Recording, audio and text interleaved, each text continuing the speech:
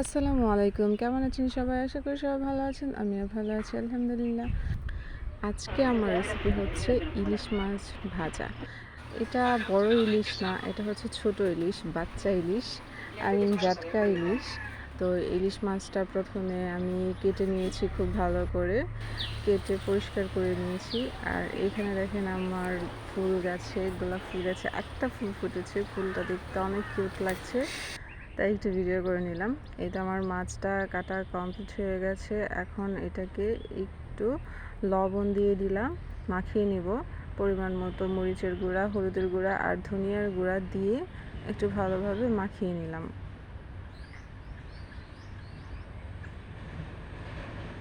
ইলিশ মাছ আমার খুবই খুবই খুবই ফেভারিট। যেরকম জাতীয় মাছ, এরকম আমার সবচাইতে ফেভারিট মাছ হচ্ছে ইলিশ।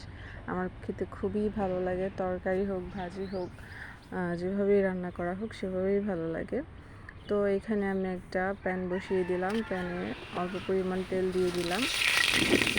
এখানে তেলের পরিমাণটা এত বেশি লাগবে না, কারণ এটা ননস্টিকের একটা প্যান। তো এখানে খুব কম তেলেই এই মাছ ভাজাগুলো কমপ্লিট হয়ে যাবে।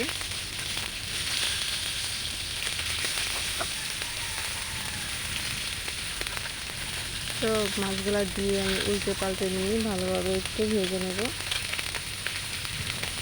তো অল্প আছে এই মাছটা ভাজি করলে ভালো লাগে, মোটামুটি একটু মুচমুচে হবে।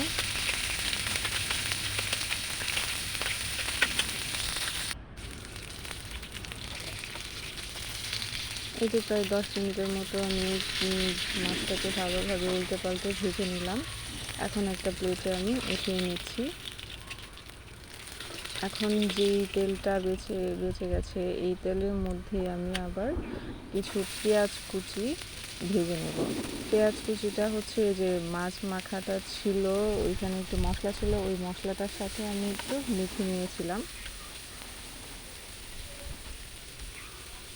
আর এখানে কয়েকটা 4টের মতো আমি কাঁচামরিচ, আস্ত কাঁচামরিচ ভেজে নেব। আর মাছ ভাজার সাথে আস্ত কাঁচামরিচ না খেলে যেন আমার মাছ ভাজা খাওয়াটা ফুলফিল হয় না, ভালো লাগে না, খেতে ভালো লাগে না।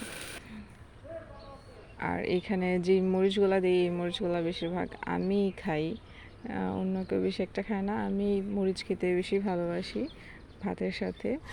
তো কেমন লাগলো সবাই কমেন্ট করে জানাবেন। Thanks for watching my video.